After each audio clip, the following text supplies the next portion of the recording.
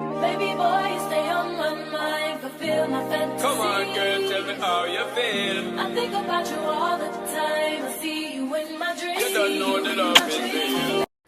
Hey guys, my name is elisaamarixoxo and I'm back with another video. So today we're doing a story time. This is the story time of me getting preyed on and attacked by a child predator. This is a story time of me getting stalked, harassed, preyed on, attacked inappropriately, etc. by a child predator. Yeah, so this video is gonna be very sensitive because, again, I was a minor some of the time, so some things may be considered disgusting because it is kind of disgusting to me. The things I'm gonna say about what happened, just a trigger warning. I don't think it's, we'll see as we get into it. But yes, if you guys like videos like this, do not forget to like, comment, and subscribe. And let's get into this video. All right, y'all, let's get into this video. So I did write some notes because I don't want to make this video so long, but hopefully, like, I don't know, hopefully it's not too long. So yeah, I'm in this blanket, so I just don't want to get comfortable on videos and stuff like that, and I just, like, I don't know. So I just, like, trying to get comfortable, tell you guys all these stories I want to tell you guys before I move on to other stuff. Again, that y'all see in my bio and stuff I just want to put on my channel in general. So yeah, let's just try to do this video real quick. And yeah, so basically, I was in college. I graduated from high school at 17 years old, so I went off to college, and for some reason, I always wanted to go to a black school. I always wanted to go to a black school because I never really got to go to one. Like, I always wanted to go to, like, a really hood black school so I can kind of just experience, like, how it is there, and, like, I felt like I just would be around, like, people that's more mature because it's, like, the ghetto, so we're gonna have to figure out, like, are we gonna graduate, and what we're gonna do after we graduate. I don't know, for some reason I just felt like people that have, like, more, like, problems, like, battle, like, poverty, or just in general, like, have, like, certain problems as pertains to, like, living in a ghetto or, like, more urban neighborhoods. I feel like those people are a little bit more mature because, like, I don't know, you just have to figure out what you're gonna do after you graduate. And I don't know, for some reason I just thought that was gonna happen. I don't know, I never was allowed to go to one. I always had to go to schools, like, in, like, good neighborhoods, or, like, schools that were maybe more cultural, like charter, and, like, you know, different type of schools like that. I never really got to go, like, you know, see my private schools. Like, I didn't really get to go all the way to an urban school. So I actually accidentally had to go to college. College was mandatory, even though I never wanted to go. And I put on this jewelry because, I don't know, I started feeling, like, you know, bland. But, so I didn't want to go because I don't know, I didn't really want to go. I kind of just felt like I didn't need college. And then for me, I had, like, a different sort of family where people would not all the way make me go. Only once in my family would make me go to college, but that's just because they work in this type of, like, I don't know, they just do this type of jobs and stuff like that. So they're just like, you know, they just made college mandatory. So I had to go to college. So I kind of just wanted to pick a black one. Like, I just always went to a school like that, and I get to do this in college because I get to make my choice of where I want to go to college. So I'm like, oh, I just want to go, you know, pick a black one. So my top schools, I don't want to say name of the school, but my top schools were Clark Atlanta, Xavier University, and any school in Florida. So my original degree was supposed to be performing arts because I used to always ask and say I want to go to performing arts school when I, you know, go to college or just have this type of career. And then I went to performing arts school in middle school so I could be career seeking in that. And again, I told you guys, I think I already told you guys, my grandmother went to performing arts college, she was at least a senior, and she was really popular and wealthy for it. So, and successful, so I actually used to always ask, like, can I go to performing arts college like her? And just in general, I always want to go to performing arts college, so that's why I was actually really allowed to go to performing arts college. And I have, like, family members that do things in performing arts. In high school, I had family members that were Instagram famous, that are blood related to me, you know, and then almost famous that, like, you know, work with people and stuff like that. I don't know, no one really cared in my family if I wanted to pursue performing arts too, because originally I was supposed to do things too, so, like, do things in performing arts and be both asked to do it. I just, like, you know, have a different type of family, different type of upbringing. No one really cares. Like, I have a performing arts family, so no one really cares if I want to have a career field in that. Also, just my passion, my drive for it. They don't care, right? So, okay, I ended up falling short because I fell in the wrong crowd in high school, and I stopped going to performing arts schools, you know, and maybe kind of taking it more seriously, even though I was still singing at my normal school. Like, at normal schools and stuff like that, in the middle schools, I think I sang at every graduation performance up until high school where I fell in the wrong crowd. And I, ran into these girls that were really jealous of me, like used to threaten me if I was pretty, tell me I had to turn down my look or they're gonna hurt me. And then one tried to guilt trip me into being their friend, and they, started lying, saying they knew me inappropriately, they knew things about me. And it's just stuff that's not appropriate to do to like a singer, or like people that, because you need your vocal cords, like I told you guys, I used to sing at all the graduations and performances up until high school. So it's not something appropriate to do to a singer or to anyone who does stuff in performing arts, because like, those people need their space, and you can't really go around telling me or the person who they are, because sometimes you have to kind of have a center. Because I know I was working on that at one point, having a center when I'm acting and kind of just putting my own spin on it, because I used to act in middle school, so putting my own spin on the roles that I'm playing, and etc. So it was kind of hard to be, attacked like that, and the girl was like really messy and trying to guilt trip me into being her friend, etc. So that happened, but long story short, I ended up picking a school in the South. I picked the black school because I always wanted to go to one. I thought it was gonna be nice. Like I thought it was gonna be fun. I thought it was gonna just be like really like black power, like or black empowerment type thing. I didn't think it was going to be like people preying on people, plotting on people, like you gotta be street smart, where they're gonna attack you, including the staff members. Like I did not know that. So basically I told you guys my top schools.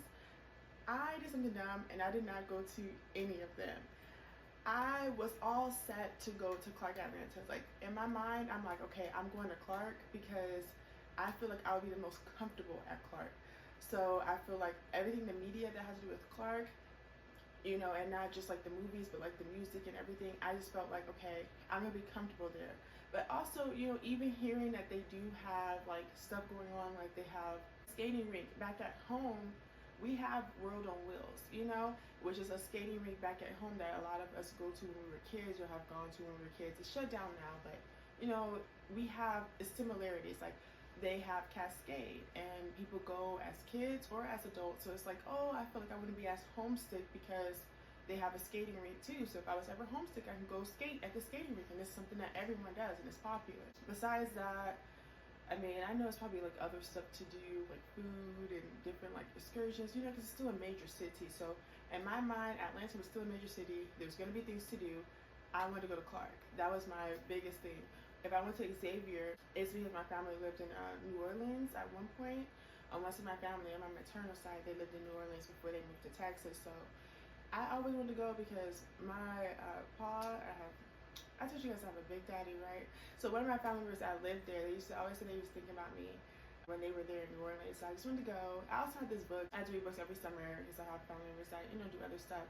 And I chose a fun book, once, and it was in one of the books that I was reading that it was like a made-up school, but it's supposed to be Xavier, basically, because it's in New Orleans. But it's like an HBCU in New Orleans, but it's like a made-up school, like it was a fake school, but it was supposed to symbolize Xavier, I believe, So I'm like, oh, I'll probably have fun there, but I'm like, ultimately, I want to go somewhere where if I decide to change my degree to performing arts, because I was like, okay, to be realistic, I think in like, what is it, practical? It's practical. To be practical, I think what normal job I would do that's not performing arts is that I wouldn't mind being like a marriage counselor. I wouldn't mind being a marriage therapist or a marriage counselor. Like that's not something that I wouldn't mind doing, I just listen to people's relationship problems, and all I have to do is like prescribe things if they need medication or give advice, and then just don't tell anybody. After that, you don't really have to do anything else, So I'm like, oh, I should be a therapist, So I was like, okay, I'm thinking about it. So like my degree is like either therapy, like for marriage counseling, or performing arts, and nothing else, So I'm like, those are my two options. I don't know, but I'm like, either way, I want to go to a school where if I start getting opportunities in performing arts, that I can easily change my degree without any hassle, without getting preyed on, and there's stuff in performing arts, there to help me, which would be, going to school in Atlanta or or in Miami or something like that, where performing arts and entertainment industry is prominent, or staying back on the West Coast, like where I'm from. So I'm like, okay, I didn't know. So that fake friend I used to have, I asked her, because she was going to the Black College Tour. My family never really wanted me to go to school far away. They really just wanted me to go to school locally, which I should have listened to. But I just was all in my own head, like, I want to go to a black school. I want to go to a HBCU. So basically, I decided I just wanted to go. So she said she's going, but I couldn't afford it, and my family wasn't gonna pay for it because they didn't want me to go. So I said like, oh, tell me what it's like. Tell me what it's like while you're there. And she's fake on her side again. I told you like how she threatened me and told me not to tone down my look and stuff like that. So that's why she's a fake friend. Anyway, so basically, I was like, oh, just tell me how it is or whatever. And she's like, okay. So she's telling me how it is every place, and she's saying like, oh, I like this one the most. That she likes this school the most. Is somewhere in the South. It's not in Georgia. It's somewhere else. It's not in Florida. It's not in New Orleans. It's somewhere else. But she said that she likes it a lot. It was fun. So she lied and told me it was nice, that the amenities were nice and everything, and it wasn't. So she basically says all these things. I'm like, okay, great. So at the last minute, and the school is in a small town. The school is not in any major city. So because I was vulnerable from some things I was going through with people in my hometown, of them kind of just being a little bit mean to me as pertaining to something, and me just not really feeling bonded and connected to them. A lot of people, or anyone really at a deep level, I did try to go venture out, and I changed my mind at the last minute about going to school in a major city, and I did apply to go to school at HBCU in a small town. So I ended up getting into the school, and again, I graduated at 17, so I was planning to leave, and that's just important because that's a part of the story. So I was like, okay, I kind of want to go to this school because I think I'm going to meet a Southern gentleman. Like, if I go to this school, like, you know, Atlanta boys, they're still city boys. And I feel like I'm going to be around the city boys, and they just go with the trends sometimes. And they're just like not always like, I want to date a guy who works at his daddy's barn that can give him lemonade. And I could say, you know, he's just real humble. He's like, you know, I don't want the glitz and the glam. I don't really care about that type of thing. I'm really humble. Like, you know, I just want that type of guy. I did back then. I didn't want anyone that's still going to be, you know, was going to be a city person, because sometimes you're moving fast as city people, and then you accidentally, you know, walk over the little person, or, you know, just, you know, accidentally, you know, do things to be hurtful, which I later on understood that that's sometimes on accident. It's not something that's purposeful. It's an accident, you know, when people are walking over people and stuff like that, or, you know, maybe not, you know, hurting people's feelings and stuff. I don't know whether it was purposeful or accidental as pertaining to me, but, you know, it could be something like that. Not taking it so personally, because we weren't bonded, you know, a certain way. We didn't have a covenant, and this is also important. We weren't in covenant. We didn't have a friendship covenant or a romantic covenant. So that's why, and that's, you know, anything with God in between. Biblically, we also call that covenant, when you are spiritually ordained to be friends or to be relationship partners, you know, marriage partners, romantic partners. We call that being in covenant with each other, you know, biblically and stuff like that. So, you know, that's how you say it and stuff like that. So we didn't have a friendship covenant or a romantic covenant. So that is why people were being a little bit more mean. I ended up getting over it later, but you guys will hear the story of why and how. So again, I'm thinking I'm going to meet a Southern gentleman. So I'm like, hey, I'm going to change. I'm going to pick that school. I think you said it was nice. I'm going to listen. The girl was also going to. I might as well go, etc. I'm going to go too. You know, I'm going to go too. And I'm going, you know, to try to meet a Southern gentleman, you know. So I go. She catfishes me. First off, the amenities, there was nothing there. It's a small town, but there was nothing there. There was nothing there. There was no stores, no nothing, right?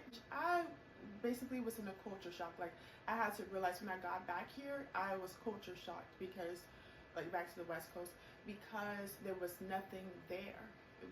It was crazy to me that there was nothing there. Anyway, so it was nothing there. So it's in a small town, and then the amenities, like the dorms and stuff, they are not updated or modern. They're very old school. I think they don't rebuild it. I think they don't rebuild it because I guess the original students built the dorms with their hands. So it looks like that still. They do not update them. So yeah, that's basically how it looks. And yeah, it was like really crazy, like really crazy. I was just like mad kind of, because I'm like, oh, this girl catfished me. Like, girl, this is not no modern you know, dorms or anything. Like, you lied, you know. And she's like, oh, I'm sorry. I'm like, you're sorry? What the fuck, girl? I should kick you. I should beat her up. But I'm like, whatever. I'm gonna try. Maybe I might learn something, because I did want to learn something about Black history too. So maybe I might learn something. Let's give it a try still. Like, even though it wasn't what I thought it was gonna be, because it was like more small towny, and then, you know, everything was kind of like not modern. It was very old school. Maybe I might learn something about Black history, so I'm gonna try to still, make it the best of the situation. So I'm like, okay, whatever. I try to make the best of it. I do move in. I, have my roommate. My roommate, she was Black. Well, I don't know if her appearance matters, but like she was Black. She was like brown skin. So yeah, she's from like Arkansas. So she was pretty cool. We had a lot of fun. We used to bond and we used to hang out all the time, but we ended up having a falling out. Then she apologized to me and we made up. Again, it's a part of the story. So basically, yeah, and then I ended up meeting the girl. She had a roommate from our hometown, and we ended up all meeting and we all hung out, both groups, like me and my roommate and one of the girls she met.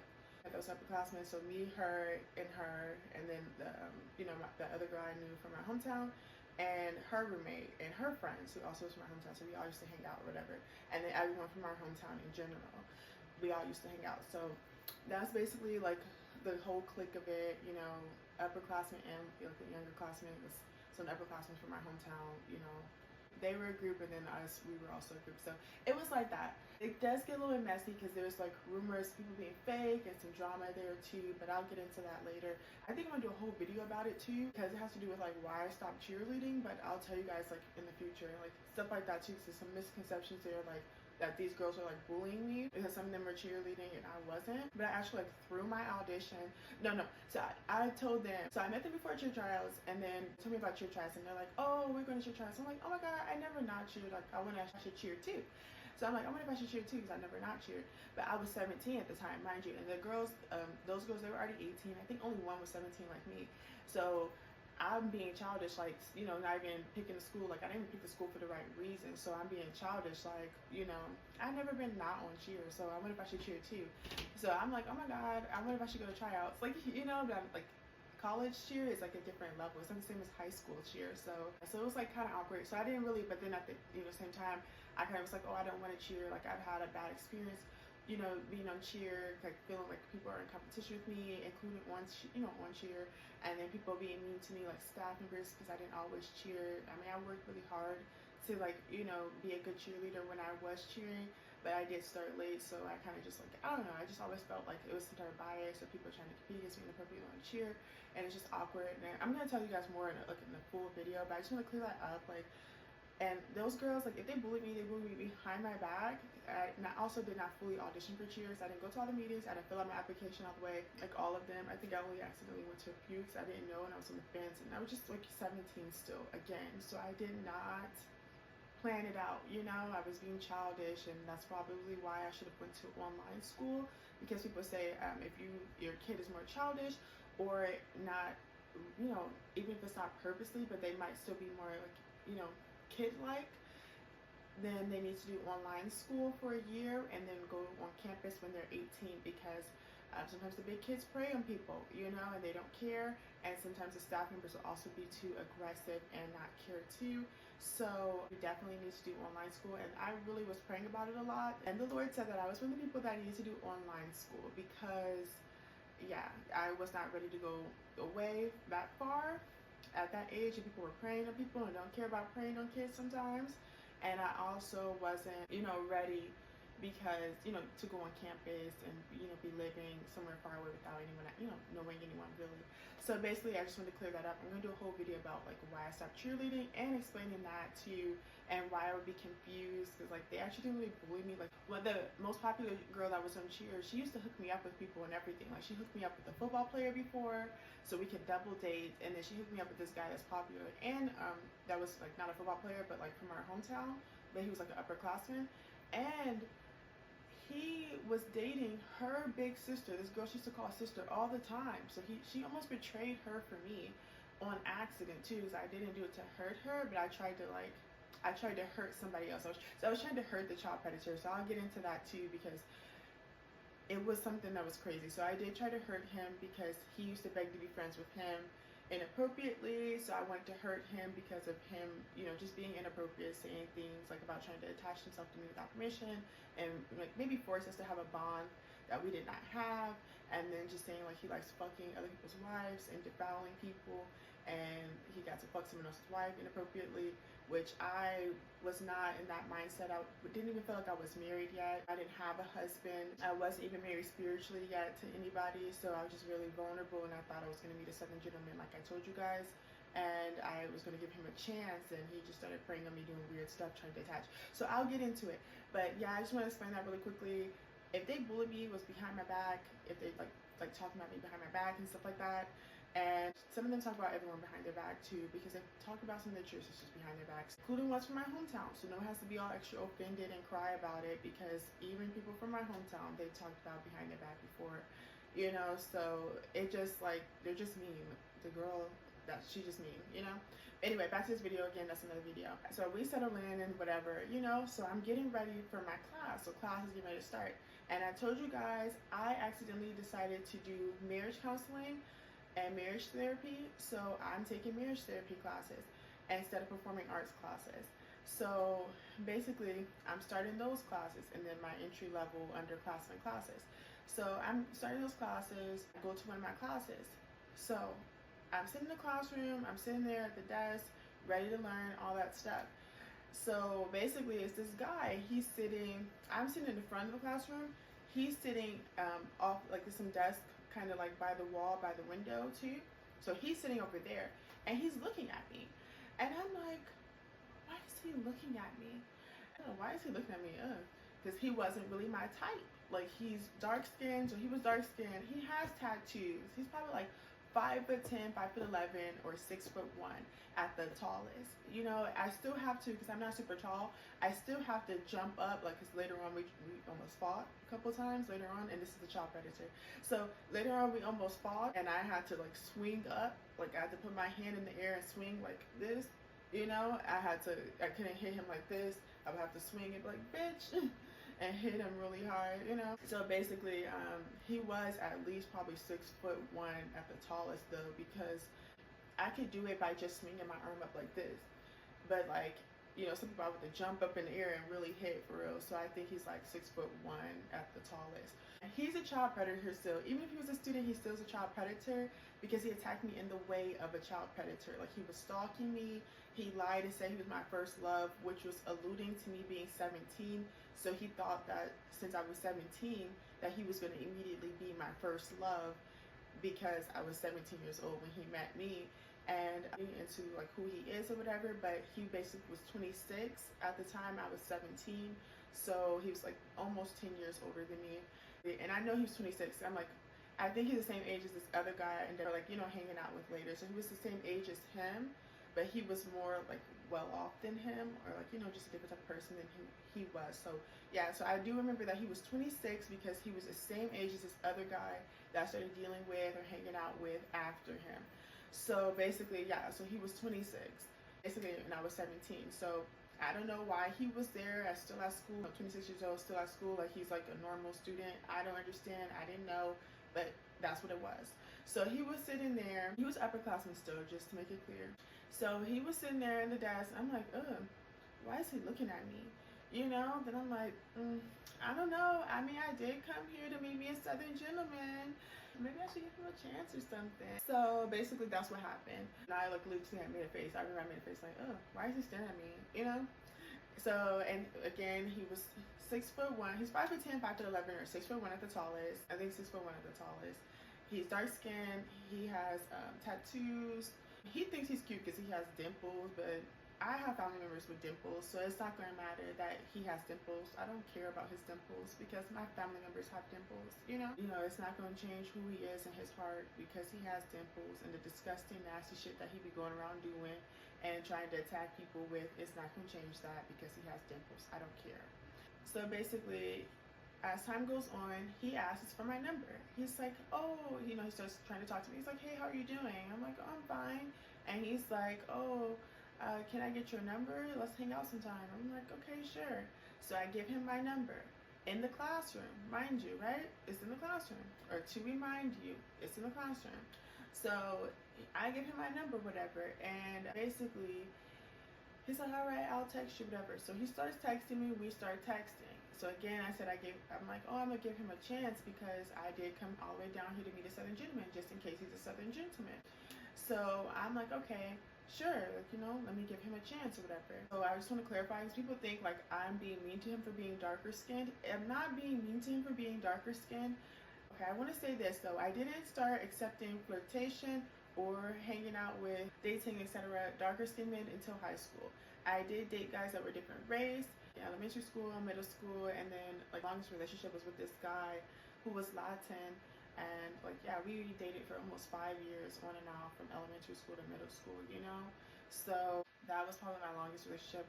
Then I know I dated this other guy around too, but he was like light skinned and black. So, and then my first boyfriend, he was biracial, or the first guy that ever flirted with me was in the first grade. He was biracial, green eyes, you know, blondie type of hair, like blonde, wavy, curly hair. So, you know, I've always had guys, you know, try to date me or flirt with me, including good-looking guys, including guys that are stereotypically good-looking. Like I said, like that guy had green eyes, and he was the most popular kid in school too. And he was like really cool. Like everyone wanted to date him and everything. So like, you know, that, and then I dated guys that weren't, you know, black. So I didn't know what I liked. I didn't know what I liked. So that's why I was giving people chances, because I didn't know what I liked. And then in high school, I, you know, started, you know, accepting flirtation, hanging out with, you know, etc. This guy who was darker skinned, but he was biracial. He was Pacific Islander and black, or Samoan and black, biracially. So yeah, but he was darker skinned. He was a chocolate, you know, man or whatever. And I just ended up like, you know, talking to him, and I mean, I didn't really like him because he was just a little bit weird, and he wasn't that much street smart, and like I'm lighter than him. So basically, like I felt like I didn't really like him because he's not that much street smart, and like I feel like it was weird because I'm lighter than him, but he wants to be like biracial inappropriately, and like I'm Latin and I'm not Pacific Islander. And even if like some of my family members could be mixed or whatever, even me being mixed myself, I still didn't have a loss for like a white person and a white Spanish person and a white Eurasian person. I'm not Pacific Islander. So it's just kind of awkward, and like, I don't know, like he wanted to be like all biracial inappropriately, and the worst predicaments, like he was like tattletelling on people. Like I used to hang out with like the hood people. Like I used to hang out with really hood people in high school. At one of my schools, I went to 2 schools, so I transferred from the other school because the girls were threatening to jump me for being pretty, and I was like, no, you know. So I ended up transferring so I could still be girly and pretty, so I went to a different school. I still got attacked there a little bit because I tried to join Spirit Squad, so some dance team, I dance major at in high school, like in the 10th grade.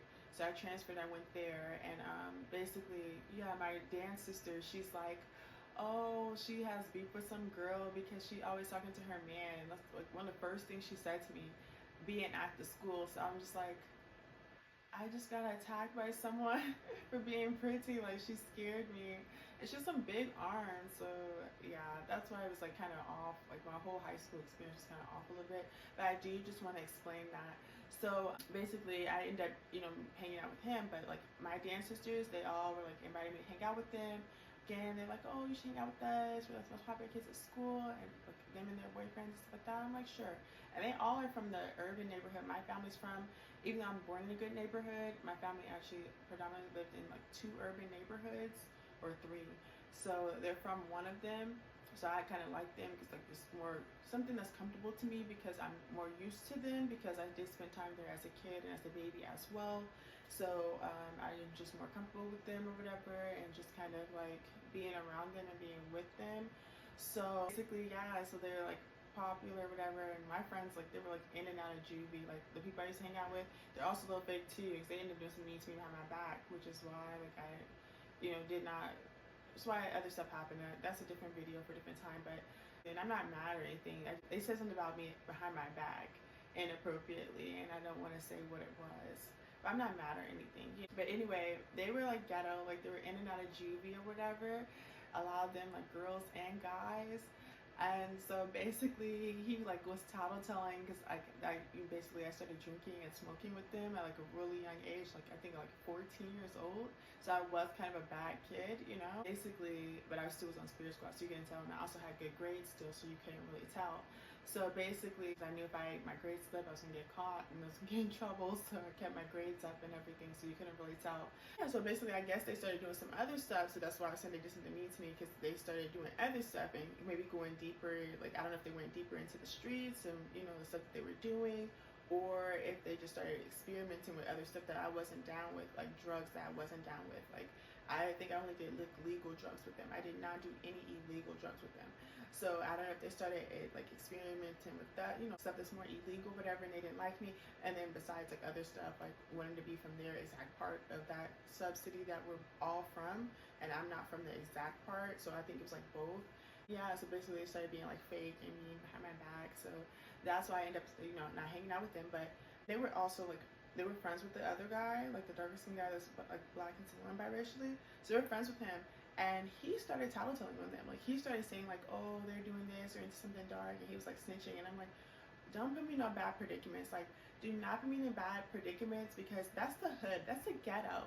So stitches get stitches there, and you could get beat up or shot or anything for tattletelling on people. I'm like, do not put me in these bad predicaments. Don't be tattletelling around me or trying to tell me and my family to, you know, do anything like that. Like, and that's why I really did not like him. I'm like, oh, he just put me in the worst predicaments. Like, he's like trying to be like the girl, you know, and he's supposed to be the man, which is the protector, and he's being girly, like, you know, trying to hide, you know, not hide behind me, but like just putting me in bad situations as pertaining to being street smart. So I'm like, I do not like him. So that's why I really gave the other guy a chance, because I'm like, I did want to try to date darker skin and a darker skinned man that's black only, because I had a lot of friends that were darker skinned. Like, I was friends with a lot of girls that were darker skinned in elementary school and in high school. There's a lot of elementary school and high school, and one I was friends with, we met in elementary school, we went to the same high school. The other girl that tried to guilt trip me, you know, etc., but she was fake and she was preying on me. Her too, because she accidentally told people that I was like not a good person. I tried to attack her inappropriately. Like, I think she said that I was like being a colorist and a racist, and I'm like, I'm not a racist, and I'll get in trouble for it at home.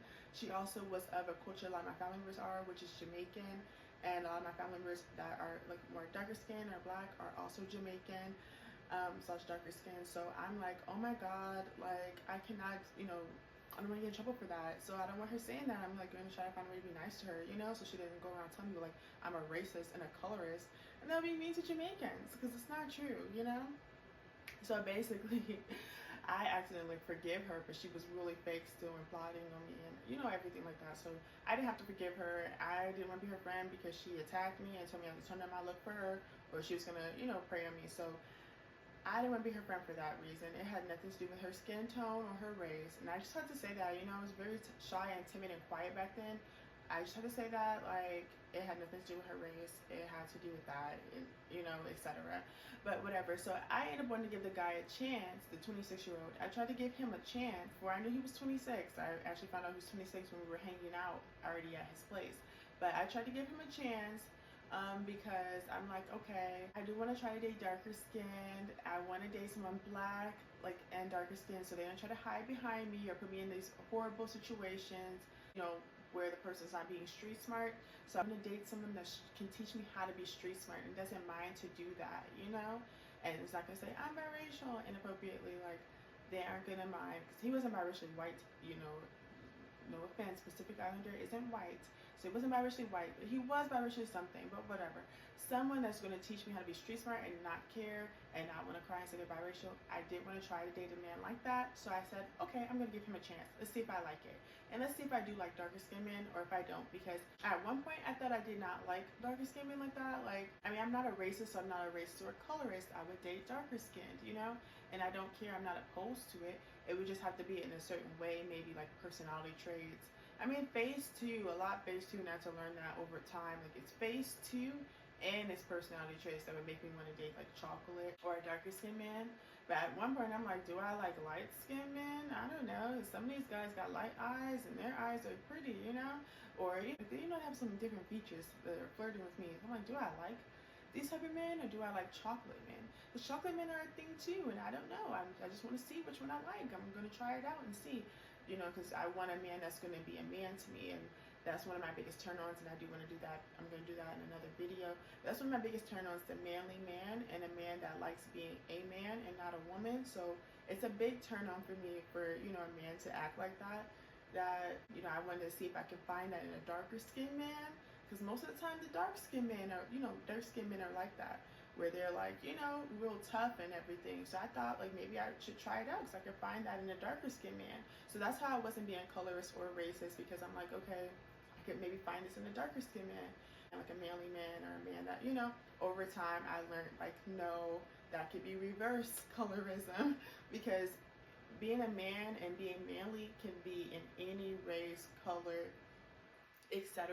It is not one skin tone that is the most manly, because a lot of dark skinned men I was given a chance to were preying on me and being feminine, attacking me inappropriately, like just really horrible, including him. That no, I had to learn a lesson from that. Being manly has nothing to do with your skin tone or your race. It can come, you know, any type of man that just has that personality trait to be manly.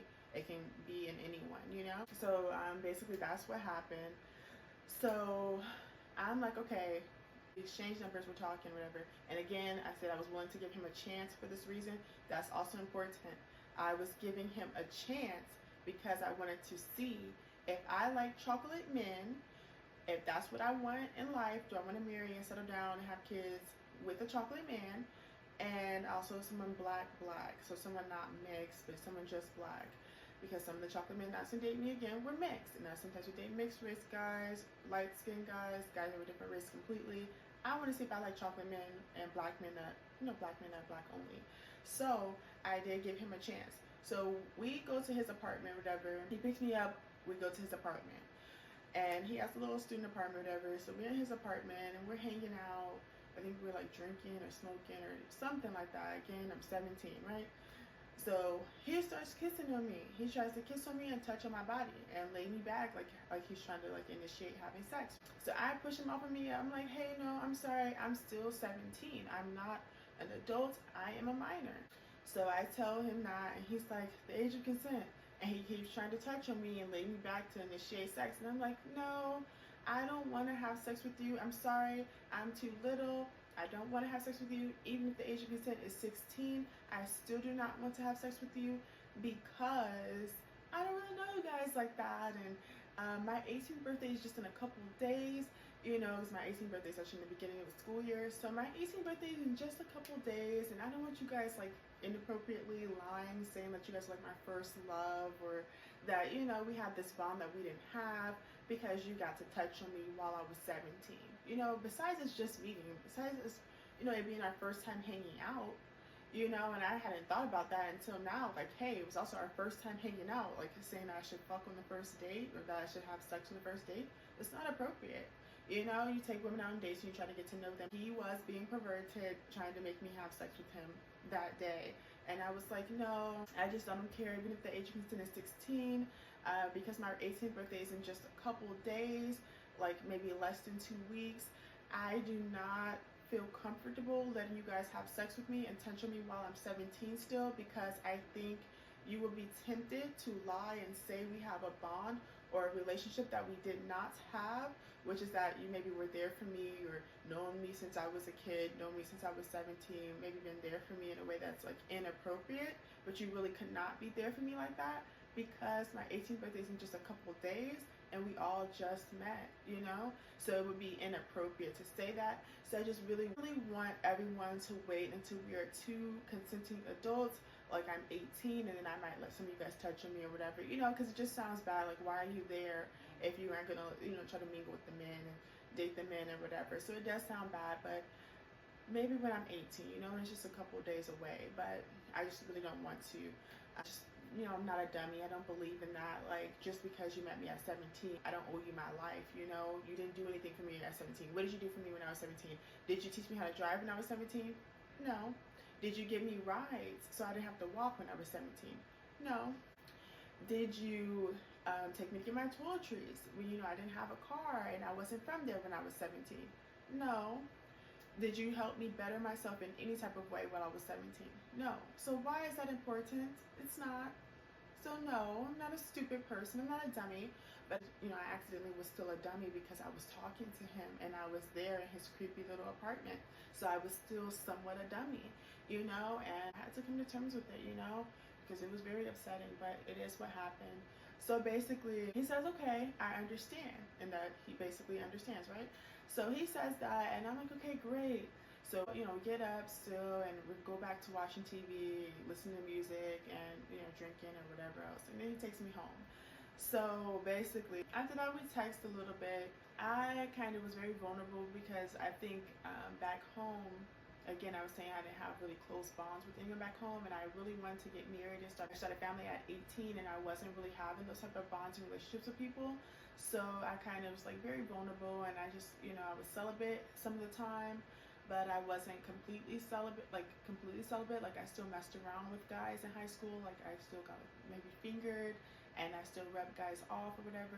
So I still did some things, and I think I was messing around with this guy right before I got to the school too, right? And that's important too. I messed around with this guy right before I got to the school. This guy, we were the same age. We both were 17, but he ended up borrowing his family's car, and he had this like really cool car, and he came to pick me up, and we were like hanging out in his basement or whatever, because he has like this whole man cave in the basement, and we was hanging out there. I think it was his basement or his room, I forget. We were hanging out there, and like I rubbed him off, and then he fingered me and stuff. So yeah, we just messed around a little bit. I messed around with someone like less than 2 weeks before I got to the school. No more than 2 weeks. Literally, it was right before I left. So I'm like, no.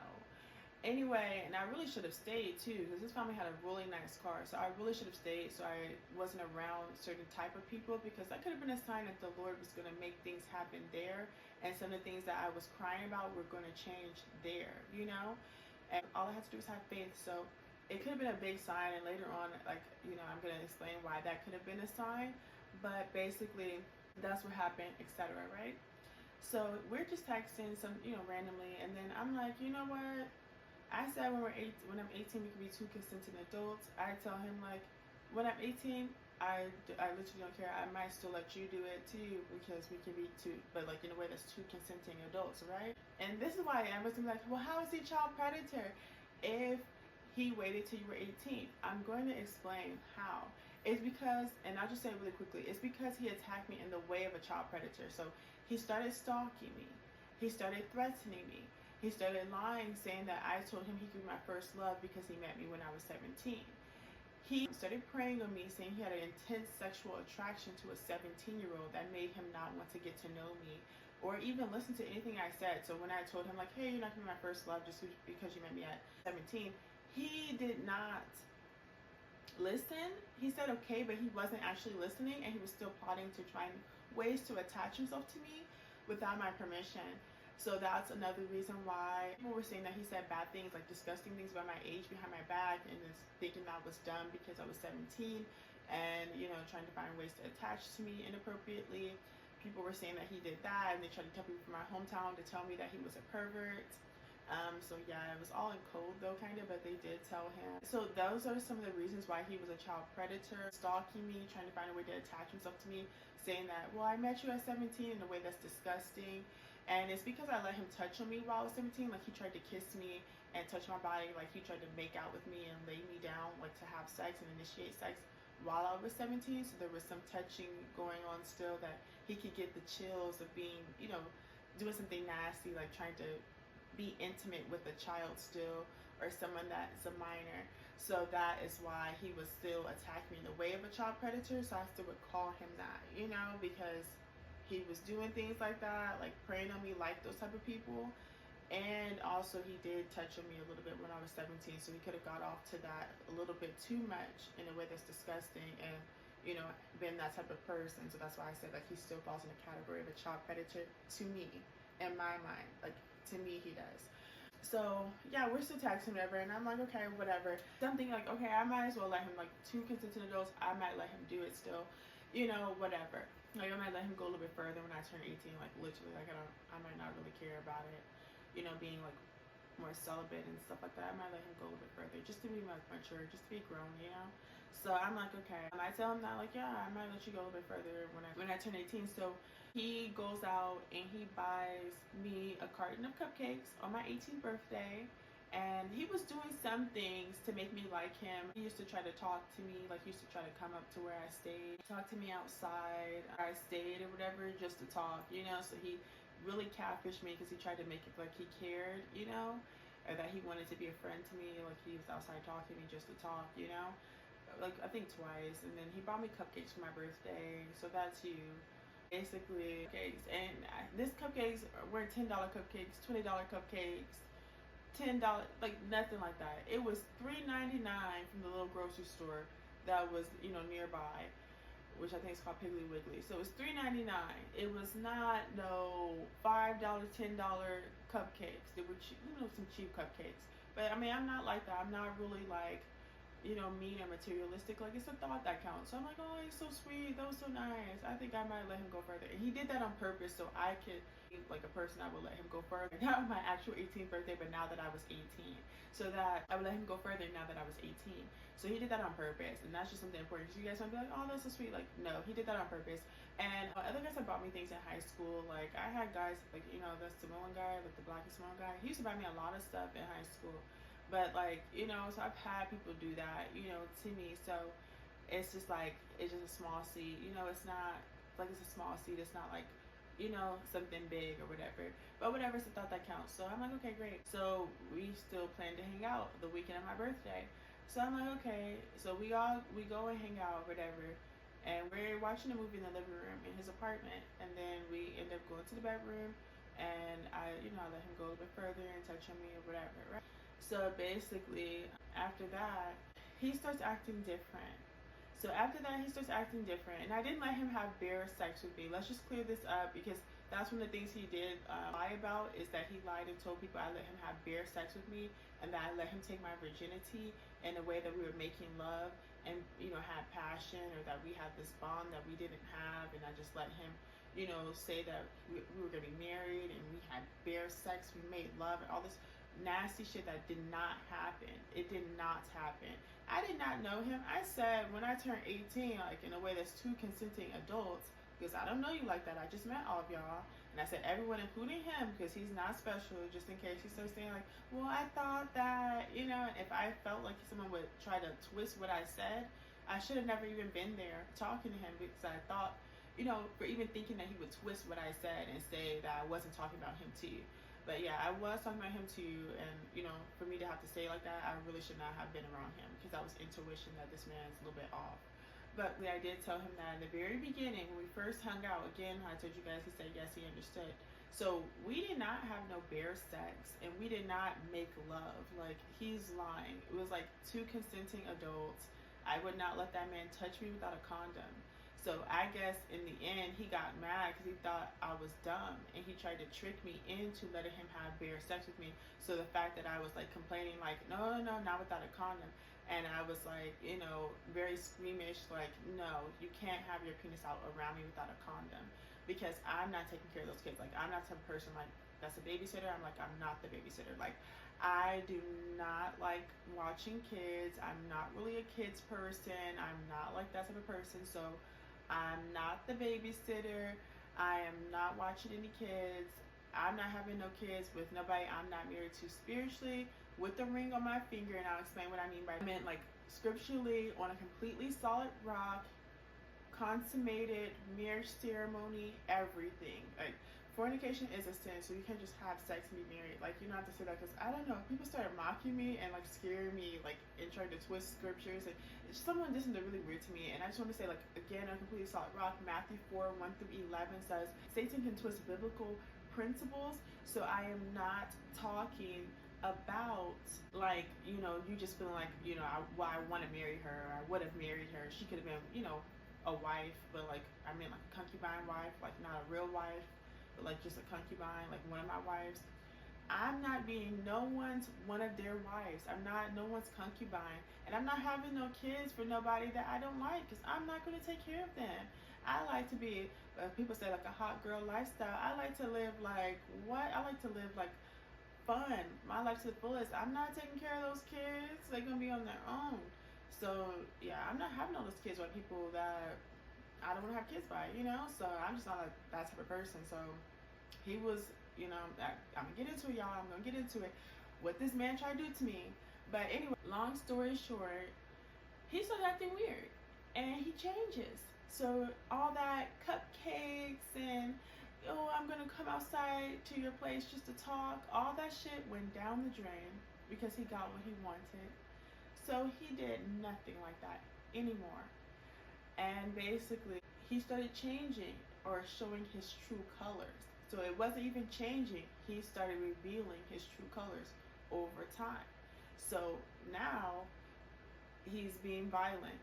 He's fighting at every school event and function. He's fighting at every single one of them. And he's waving a gun around in shootouts with these random people at the school parties. These are parties at school, and he knows I'm at them. So to me, he thinks he's being funny, but I think like he doesn't even care about me. Like, he doesn't even care about me because I'm at these events, and at this time I didn't know I got attacked by someone. So it's like, oh, like two consenting adults. Like, I didn't know I got attacked by someone that was a little bit more perverted. I'm thinking like it's normal or whatever, right? So again, he starts revealing his true colors, right? So basically he's just being violent. He's fighting at every school event that he knows I'm at, and shooting not with people because he has a gun, right? And he always carries his gun, and he's the type to reach for his gun. Like, he's very trigger happy. So I didn't know that. All that stuff became revealed later. Like, he's trigger happy, he likes fighting, he drops, fights at a drop of a dime, etc. And then he was doing it at events that he knows I was at, So I'm like, I'm here too. You didn't even care about me or my safety because you are fighting at these events and shooting it out with people, even not just fighting, but shooting it out with people while I'm here. And it was so horrible. It was so horrible. So basically, I was just like really upset, and it's just like really bad. And I'm just like, oh my God, like I got myself into some trouble because I was talking to someone that's a little bit crazy. And what if he ruins my life? What if he tries to prepare me? What if he's fighting and being this violent to threaten me, to scare me, and say that, I can't leave him, or he's going to hurt me, or that he would kill me too and do all this crazy stuff to me too. You never know. So I'm like, oh my God, what should I do? Like, I'm talking to a crazy person at this point. So that was one of the reasons why I did not like him. And then the second reason I didn't like him is that I have a 2-month rule, right? My rule is if you don't ask me on a date within the first 2 months, then you are X'd out with me, cannot date me. I would never take you seriously or consider myself to be in a relationship with you, because I just think that's inappropriate. And I do like men that are intentional, because God says in the Bible that God is intentional and that he's intentional, and we are made in the image and likeness of God. So likeness means that we get to be like God. So it has some of his personality traits, kind of. So I like men that are intentional, and I feel like when you aren't intentional about somebody, you maybe are doing something else. So the Bible also says, and I had to say this really quickly, but the Bible also says, Proverbs 18:22 says, he who finds a wife finds a good thing and obtains favor from the Lord.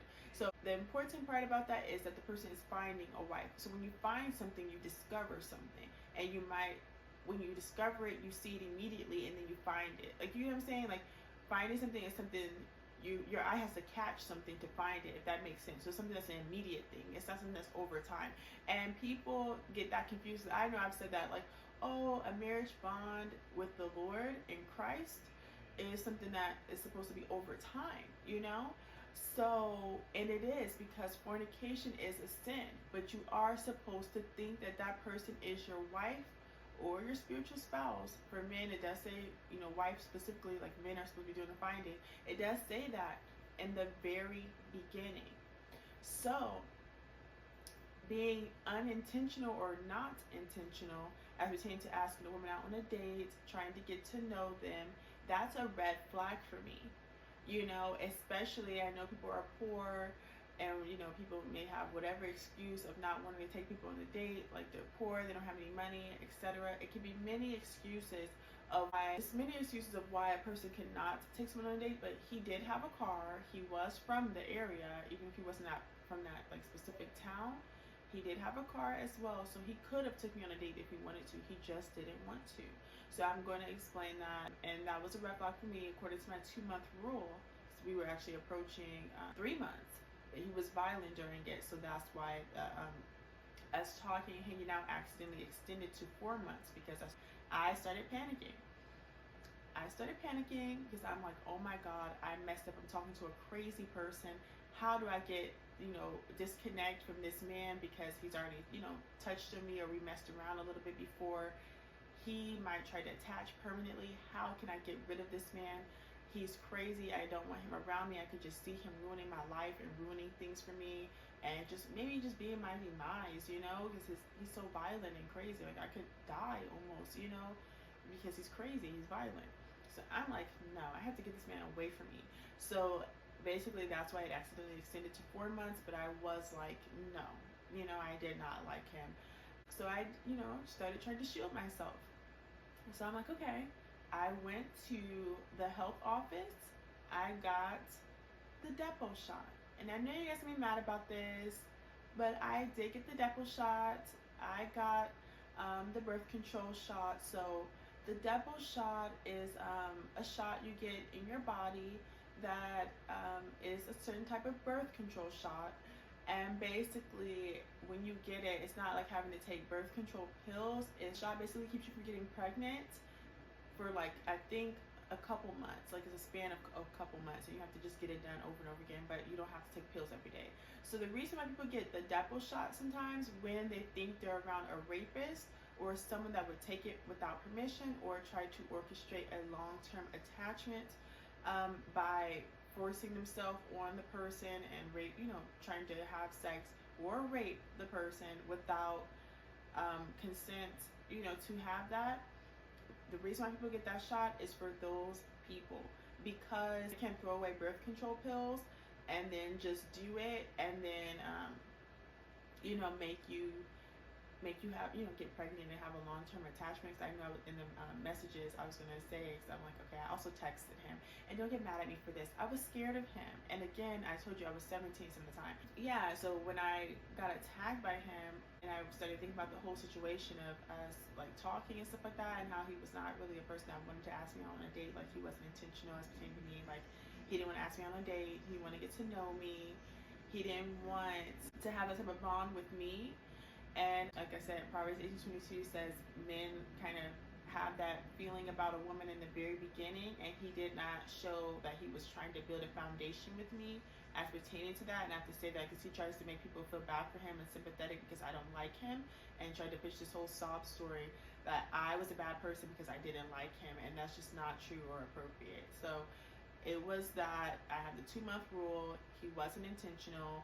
He did not ask me out on a date or try to get to know me or even seem like, you know, at all that he tried to build a foundation to have a relationship with me or be in a full relationship or even get married, because later on it was to get married too. He did not do any of that. So that is why I said no to him, and I was moving on to the next person, or, you know, etc. Next phase in my life, whatever. I was done with it. I'm getting crazy vibes from him. So I'm like, I'm getting the depot shot. I'm getting crazy vibes from him. I'm getting like that he's like a rapist. Like that he's going to take this really hard. So I end up getting the shot, and I'm going to text him and everything. So I'm scared of him, like just like he's trying to threaten me by being violent like that. Like, you know? So I'm going to text him, and I'm like, hey. So I basically texted him, and I was like, hey, I just want to let you know, like, I kind of been thinking lately that I kind of just like, you know, really don't want to hang out anymore, and I kind of don't see myself being in a relationship with you, and I don't want to lead you on or make you feel like, you know, that it's going to be something that it's not, you know, just to be like not to be perverted and stuff like that. Like I don't really see that with you, and I just want to let you know. And I told him, like, you know, he can say whatever he wants to about it. And he was like, well, I mean, yeah, I understand. He said basically he understands and that he thinks we should take a break. And I'm like, break? No, I'm saying no, it's done. Like, I literally, it's like a turn off if a man is not intentional. And I did not, you know how girls be like, you know, looking for the bag, like looking for the money in the very beginning. Like, I was not looking for any money in the very beginning, which I regret because he tried to ruin my life. But I was not looking for any money or anything in the very beginning. Like, only thing I cared about was like if he did things like things that pertain to dating, like Christmas, like the holidays, Valentine's Day, like, you know, showing up for those days, like that would be important to me. Like, and again, I said I was thinking about trying to, you know, date a Southern gentleman. So for me, I'm like only thinking about these things. I'm not thinking about, you know, like asking him for money inappropriately. Like, I don't want anyone to think I'm a slut or a prostitute or anything like that. So I'm like, no, I'm gonna, you know, be a good girl. I'm not gonna be sitting there asking him for money like he's a stranger. I'm gonna really try to get to know him and like and everybody there, and I'm gonna try to build a foundation with them to see if I can, have a bond with these people in a way I haven't been feeling like I had a bond with anyone else, including from my hometown. Because I told you guys I was vulnerable because some of them were being mean, and I didn't really feel like I had a bond with them like that, like a deep bond. So basically, I was gonna try, and it was one of my biggest regrets because he stalked me. He stalked me for years, and he was talking my ear off, trying to find ways to connect to me inappropriately, etc. Like, it was really creepy. And y'all probably not gonna believe me. Like, he was stalking you for years. He was stalking me for years. I swear to God on my life. I think he even just tried to pop up somewhere just a couple months ago, because it was this man that looked like him that kept staring at me. So I think he was trying to pop up somewhere even just a couple months ago on some weird shit, like, like to scare me or intimidate me, or I don't know. So this man is fucking crazy. And when I moved here, people were telling me that he was looking for me still, and that he noticed that I wasn't there anymore, and that he was looking for me. This man has been stalking me for years. I only caught him a few times because he started getting real slick with it, but it is what it is. And hopefully one day I can get the restraining order on him. I'm trying to get a restraining order on him. Like, I really don't want him around me. Like, he's crazy. And I just don't like that he can influence people to help him find my location. That's why I said, like, he attacked me like a child predator, but a kidnapper too. Because kidnappers do stuff like that. And he would be like, hey, I'm looking for Elisa, we had, she was like, no, he said he's looking for Elisa. So I heard he was saying stuff like this, like he was looking for Elisa, and that I'm like his first love, or he's my first love, something like that. Something I told him he's not going to be to me, So he said something about someone being the first love, something like that, some first love stuff. And that he was asking people to help him connect to me or something like that. It was really crazy. And that's like a pervert, because perverts and the kidnappers, they're like, oh, they say stuff like that, like, oh, I'm looking for my wife, she's a little crazy, she hasn't taken medication.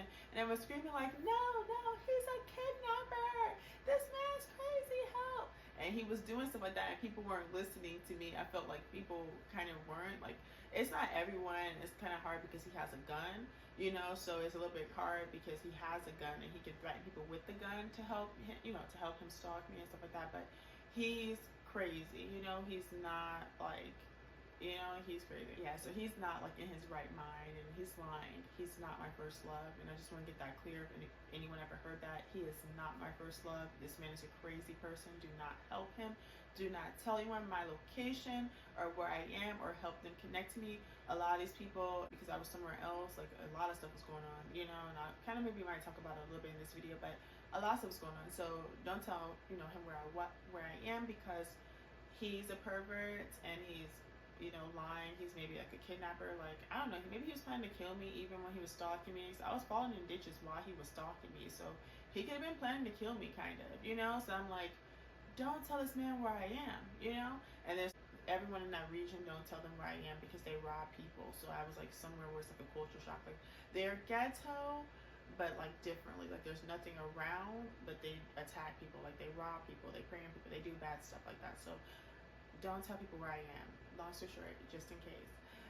But yeah, so basically I'm like, okay, I send him a text, and he's like, doesn't take it well. Like, he's not taking it well. He's like, well, let's just go on break, and he's like, we could just go on a break. And I'm like, no. I'm like, so I tried to tell, because I got scared, because again, I got put in a depot shot, I was scared. I even sent him a text from a distance. I thought this man was a rapist. I thought he was going to try to hurt me, and I thought he was going to try to hit me in my face, and I need my face, because I like my face, so I didn't want to get hit in the face. I'm like, oh my God, I'm scared. He's being childish. I'm like, no, I don't like you, no. So I'm like, well, no, he said, let's go on a break. And I'm like, no, I don't like him. Like, in my space where I am, from a distance on the phone, like, no. So basically I text him, I'm like, well, let's just make a promise to always be friends, and he's like, okay, yeah, sure. So basically I'm like, oh my God, thank God I got that done. Like, through the phone, like, oh my God, thank God I got that done. But I'm like, oh, wait, now, and I didn't notice, like, there's a loophole. This is not a break. I said, let's always be friends. I should have been like, no, it's final, I don't want to be with you, no. And I was trying to say it, but I was scared and I was young, so that's why. Also, I do want to clear this up, because he like tries to say like that I'm lying about like not liking him. So he did catfish me again. He started revealing who he was. Like, that he's a street person, that he's violent, that he has ties to, like, you know, that he's like street, like basically he's like a street person. All that stuff came out later. He never told me that, you know, anything about him being in the streets or anything like that. He never told me that in the very beginning. Like, he was really trying to be the perfect gentleman at the very beginning, and then later on, after he already touched me a little bit, he started revealing his true colors. That's one reason why I felt like, okay, I got catfish, and then he never took me on a date or apologized for not taking me on a date. And men back home, and I was hanging around with some fake, you know, I have fake friends or whatever, and some girls that, you know, I feel like, I don't know if they're jealous of me or whatever, I don't know, but I had those type of, you know, people around me, and they're like saying, like, they're like, I don't know, they were like lying, saying they know me or they know things about me inappropriately, but like, no.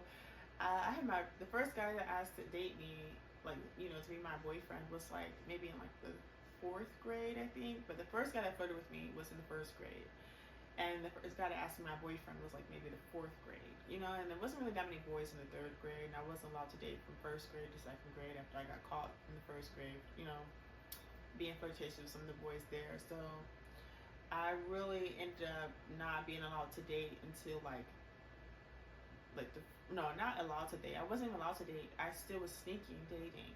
So I was sneaking dating in the 4th grade, and I was letting all the boys flirt with me, asking me to be their girlfriend and stuff like that in the 4th grade. But they all asked me to be their girlfriend. They asked me, you know, like officially to do it. They also, so they asked me to be their girlfriend. Like, they would send me those notes, like, do you want to be my girlfriend? Yes or no? Click the box, whatever. So that happened. I had the most boyfriends in elementary school. I had a lot of boyfriends in elementary. But yeah, that happened a couple times. Even in high school, again, I was, you know, I dated one on and off for 5 years, from elementary school to middle school. That's the guy that wasn't black. He was Latin. He used to have like these spikes and everything. Like, he was cute, and then he grew out his hair and he grew it really long. But he used to send me love notes. He used to write my name in the sand at the beach. He sent me pictures like of him with my name and a bunch of hearts and stuff like that. So he was very romantic. A lot of the guys that asked to date me were very romantic. If any of those girls I was hanging around with said that that did not happen, like that I'm like thinking I'm too highly of myself, and I'm like, you know, being maybe a little bit too bougie about men asking me on dates and asking me to be their girlfriend, and, you know, just doing things like that. No, people used to do that for me as a kid a lot, and I just was used to that. Like, that was the standard, and I'll get to it too. Like, I'll get to it a little bit more, but like, that's one of the things. And then in high school, to the guy that's biracial, he used to buy me a lot of stuff. Like, he bought me a teddy bear for Valentine's Day, like a really huge teddy bear that, you know, you can lay on, like one of those really big teddy bears that's like almost the same height as, you know, same height as a person. He bought me that. He bought me some Nike slippers that was trending. He bought me a bunch of candy, like all my favorite candy. And he always bought me like candy, food, anything I wanted. Anytime I was upset or hungry or whatever, he always buy me stuff like that. I know he bought me ice cream before. He took me on dates. Both took me on dates. I went on dates with the guy that was Latin. We went to like, I think we went to the movies a couple times. So we went on dates, and well, we both went on dates. Like, and then I went on dates with him too. So basically, I went on dates with both. So I wasn't used to men not asking me on dates. And if people say like, okay, well, that's my karma because I was not nice to the black and Samoan guy. I wasn't that nice to him, but that's because like he wasn't attracting me. Like, he was like, I don't know, I wasn't completely attracted to him. Like, you know, I was gonna give it a chance to see if I like him, but like, again, he was just like too, like, he wanted to be biracial too much. Like, he would put me in bad predicaments. Also, I really wasn't attracted to him. Like, I don't know, he smelled kind of like, he smelled like maple syrup a lot, and he would try to kiss on me, and he just like smelled like maple syrup. And then he like also like, I don't know, later on he started stalking me too. Like, he's crazy. I have to block him on everything. So he's also blocked on everything, but I don't know, he smelled like maple syrup. I just did not really like him like that.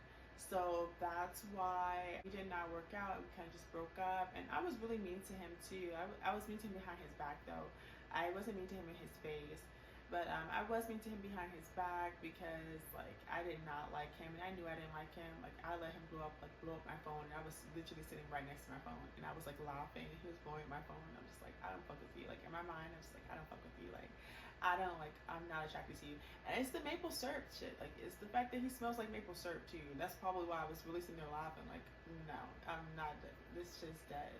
And I ended up breaking up with him after. So I was telling him like, yeah, I don't want to mess around with him. Well, not mess around with him, but like be with him or whatever. Because we didn't really mess around like that. Like, I think we just like, we didn't mess around that much. Like, we didn't do like full sex, like pants down.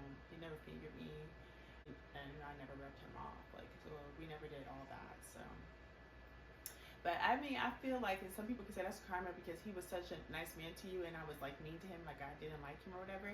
It's not karma. It's not karma. First off, I don't know why men these days don't think they have to take women out on dates. You do. That's a part of being a man, is you take women out on dates and you get to know them. And eventually the Lord will bless you with the right woman eventually. It's having faith. That's what you're supposed to do though. You're supposed to do stuff like that. And if he wasn't a psycho, because I had to block him on everything too, because he like would almost like try to take it without permission too. So rape, you know, he almost tried to rape me too. I feel like he would too. So like, I don't know, I just kind of felt like he was like obsessed with me inappropriately. So I had to block him on everything. But that's what you're supposed to do. You're supposed to take women out on dates. And I think, so I didn't look like a user because he was buying me a lot of stuff. I think I did buy him a gift for Christmas, I think, which was a Nike jacket because he bought me Nike slippers. So I did return the gift.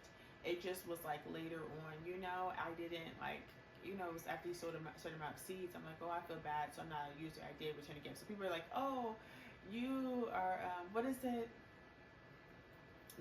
It's my karma because, you know, I wasn't that nice to him and he kind of, you know, did a lot for me. But, you know, that's a part of dating a woman, you know, and I think that that's a part of dating women. So I don't understand why people don't think that, like, why people don't think like it's a part of dating a woman by like, you know, buying them, like taking them out on dates and like, you know, buying them things for Valentine's Day. Like that's what you're supposed to do. So I don't like dating, you know, guys that's not normal for, you know, that's something that they're gonna complain about this. And nowadays with this Netflix and chilling and sneaky links and all this other stuff, like men don't feel like they have to take women out on dates or try to get to know them or just, you know, do things that they're supposed to do like Valentine's Day and all that stuff. Like you're supposed to do that. It's nothing to cry about. Like that's what you're supposed to do. And eventually you'll meet your right, you know, the right wife and, you know, stuff will come back to you. And maybe just don't ask everyone on a date like that you don't like or that you don't really feel like you're gonna marry. Like don't ask everybody then. If you feel like it's something you're gonna cry about, it's like trying to romance a woman to, you know, see if you guys have a connection and stuff like that. Like that's something that's a big deal to you or that you're gonna cry about, then don't ask everyone on a date. Like only ask girls you really think that you're gonna marry on a date. But anyway, basically, I don't think it's bad karma for that because I'm like, you guys are so bummy. Like that's what you're supposed to do. Like, you know, and they're so bummy that everyone's making me look bummy too because, and that's why I'm going to get into that too. Everyone's making me look bummy because everyone else is bummy, you know, but that's wrong. Like, that's what you're supposed to do in life. So I do want to share exactly moving forward, you know, a little bit more about that. Like what I said that for is because like later on the guy ended up becoming obsessed with me and I learned the lesson. Like, you know how people be like, oh, don't talk to nobody that's like broke, or what's that song? Like, it's in the song too. I used to say that. Like I used to say it by myself. I would say like after I got attacked by him, like don't talk to no broke hitters, like nobody broke. Like I used to say this. I think it's like the ones that really be having it. Period. Like only talk to the ones that be having it. Like don't talk to nobody that's like poor or whatever. And it was just in a song too recently. It was like, I think it's a song by White Knees, and they're like, oh, you fucking with bruh and them? They ain't really having a lot. Like, it's a thing. You can't fuck with no broke hitters. Don't fuck with nobody broke. Especially if they say they're a street hitter. And some of these people be catfishing, so that's why you don't, you know, you might not find out until later. You can't fuck with no broke hitters because sometimes some of them be robbing people, right? And he's like that, so he's a robber. And I guess that's his hustle, is that he robs people, you know, and he's a street hitter, but he, you know, he be doing stuff like that. So, like, whatever, but I'm not affiliated with nothing that he has going on. We don't have that in my hometown. I'm not connected to none of that shit. I never, ever, ever asked to be connected. He would lie and say that so he can kidnap me and it'd be okay. No, I never said I went to be connected to anything he had going on. I'm not the type of person. I don't like, you know, strangers or nothing. I did not ask to be connected to him, you know, anything he had going on in the streets. And if he had, you know, lived in the streets or had anything going on in the streets, he did not tell me about it until like the middle to the end. Like, and it's not middle to the beginning, it was the middle to the end when I started noticing he was crazy and I was like, oh, I'm not fucking with him no more. It was like that, you know? So basically, and I was saying it too because he's like that. He's a robber. So if he threatened me that way too. If I had something, he would try to steal it in many different ways because I didn't like him and I told him I didn't want to be with him in that message I told y'all about. So that's why I had to learn, like, don't fuck with nobody poor, don't mess with no men that are poor. And it's hard because, like, if I don't have no money, like, I don't have no money, you know? So I'm like, I feel bad, like, I'm not super rich. I can, you know, feel bad for people and, you know, give people a chance. I don't have no money, so I'm not like a super materialistic person. If you want to bond with somebody and to connect at a deep level in a way that I wanted to connect spiritually, And this is not sexually, and he's very lustful, so I have to say this, and he encourages people to be lustful inappropriately by trying to make me feel bad about not wanting to have bare sex with him or having a bond with him that I didn't feel like we had. I'm talking about, I want to have, and the reason why I've been sad, and I've still been sad about it, is that I wanted to have a strong bond with someone spiritually. Like, I want someone to touch my heart and for me to feel a connection with them deep in my heart in a way that's pure and holy and positive. And no one does that. I have that with nobody, you know, including him. So that's why I've been upset. And it's not like, oh, well, you should let people have bare sex with you, then you can have a bond with someone. I don't want to have it's not bare sex. I'm talking about in conversation and personality and, you know, who we are, like spirituality, like how we are spiritually, like, you know, we're supposed to be beings, how we are spiritually. I want to connect on a different level without sex, you know, and I just, you know, I wasn't having that with him. But yeah, like, I had to say that because he threatened me so deeply, like, I could not have nothing. Like, he said he would rob me and try to steal everything, like anything I got, he would try to steal. And he was doing it too. Like, I started getting compliments, like, after he attacked me and I told y'all we almost fought. I started getting compliments and he tried to steal it, like, you know, and it was crazy to me because I had said, like, earlier to you guys, like, oh, I was only taking marriage counseling classes because I was trying to be practical. But I always planned, like, if I started getting called in the performing arts or entertainment industry and people started, you know, asking me to work and, you know, I just started getting called a certain way, like, I always planned to, like, ditch my marriage counseling degree and pursue performing arts full time. And I had always said it. That's why I said I wanted to go to school in a major city, because I wanted to have the opportunity. If that happens, I was dropping everything and I was going to be doing that only, you know. And that's why I had to learn a lesson, because I ended up getting preyed on by everybody as pertains to that, the guy and the damn school and a lot of other people, you know, because I guess it's just like jealousy. And then sometimes if you want to do things in performing arts, sometimes you don't need college because they start preying on people. Like, it's different factors, like, well, we like cheer, Spirit Squad. She wasn't on Spirit Squad, or she wasn't always on Spirit Squad. It took her a while to, you know, decide what type of Spirit Squad she wanted to do, and we started preying on her. Or, you know, she doesn't like our friend. This is something that makes our friend upset. Someone, you know, another student that we like, it makes him, you know, upset and jealous, or whoever, and we want to steal this for this person, you know. So, like, that's why people say, like, no, like, if you want to do things in entertainment, sometimes it's better not to go to college. So I probably was that person too, because that happened to me. I was getting called too many times in that small town to work in the entertainment industry. I was looking too many jobs. They started being like, no, they started preying on me, including for the guy who said because I didn't like him, that he was going to ruin my life, basically. So, yeah, that's why I was saying you can't be talking to just anybody. You can't talk to nobody that doesn't have anything going on for themselves. You cannot talk to those people. You have to peep them out before anything gets physical.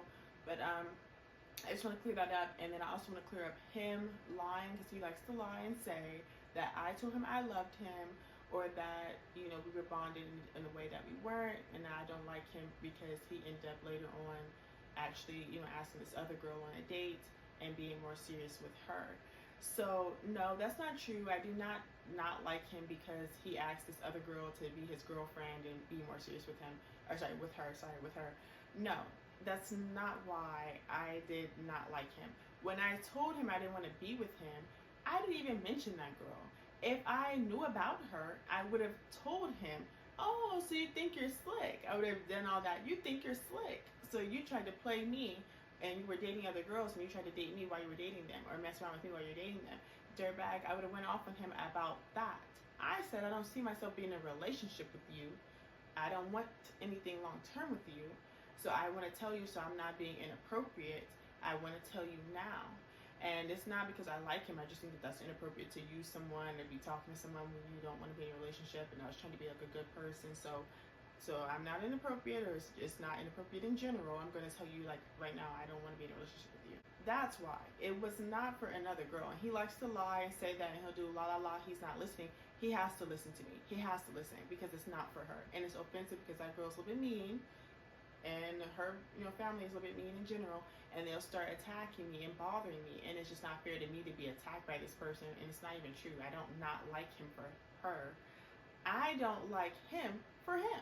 You know, I don't like him for him. I'm not a lustful person. I don't have a deep connection with him, and I don't, have like this sort of bond with him, and I don't, again, I'm not lustful, so it's nothing that he can tick male stripper out of. It's not going to happen. I don't feel that way about him. I don't want him connected to me long term. I don't want to have his kids. I don't want to have bare sex with him. I don't want to be close with him like that. I don't really like him like that, So it's not really, and I always would say he didn't fit into my life and what I wanted to do in life. Like, I don't feel like he fits into my life. So that too. But like, I just didn't want that with him. And it has nothing to do with any other woman, and I just want that to be clear. Again, he'll do la la la, he's not listening, but he has to listen, and that's just the truth. So everyone can know, just in case he lies to someone else. And because I swear I felt like he just was stalking me, popping up places like a couple months ago, literally to scare me. So just in case he's telling anyone that, because there was a rumor here that he was looking for me inappropriately, no, I just don't like him for him. It has nothing to do with any other woman. I just want to make that clear. Also, I never told him I was in love with him.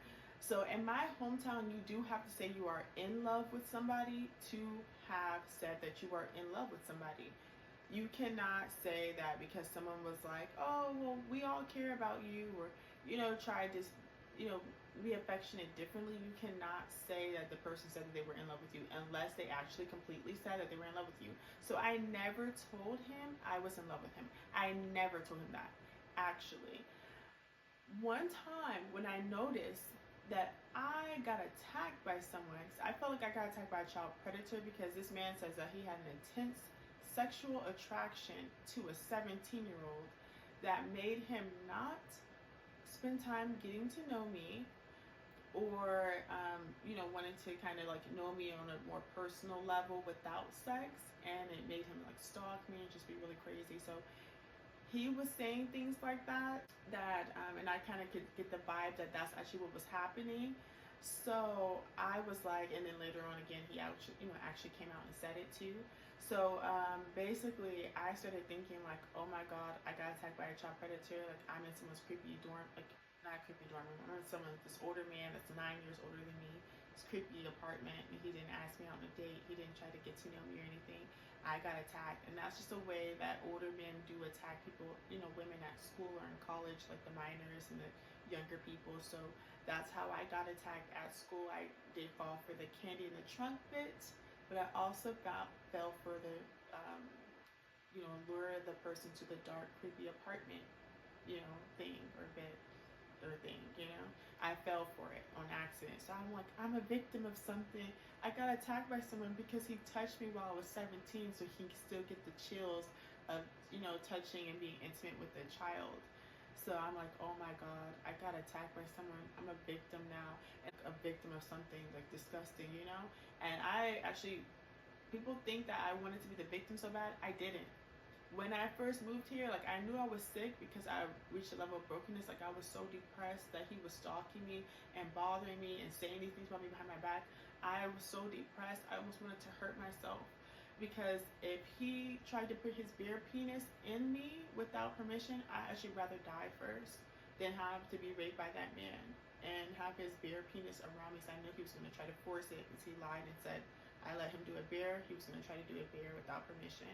So yeah, I almost tried to kill myself. Almost, I'm not lying, I'm not being dramatic. I almost grabbed a knife and tried to slit my wrist, and I had to pray to God and get on my knees and cry. And I was very broken. I cried, I got on my knees because I thought I was going to die. Like, if I cut myself right now and I sit here like that, I don't know where I'm going to go, because my family wasn't super religious. Like, they stopped being religious. Like, when I was a baby, my family used to be like really religious, but like, as I got older, they stopped being very religious. So, I hadn't really been paying attention to my Bible, or like, really praying a lot. I mean, I know I got christened at church.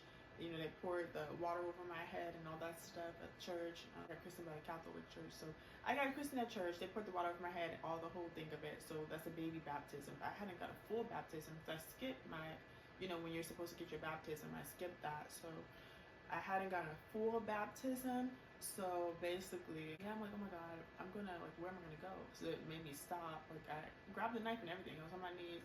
I grabbed the knife and I just put it down, and I just sat there and I just started crying. And then I looked up at my phone and there's pictures of the Lord, and he's talking to me and the religion I was born into and the language of my grandparents. And he's talking to me, and he's moving, and he's looking at me. He's like, I'm here, Elisa. I'm here. I see you. I'm going to help you. And it just was really like emotional. It was very emotional because I was so broken. I just couldn't let him take it without permission. It was just going to be disgusting. I knew he was going to do something like try to be close to me in a way that I didn't want to be close with him, which is bare without a condom. So I was so like offended, and that's how I got baptized the second time, y'all. I'm sorry.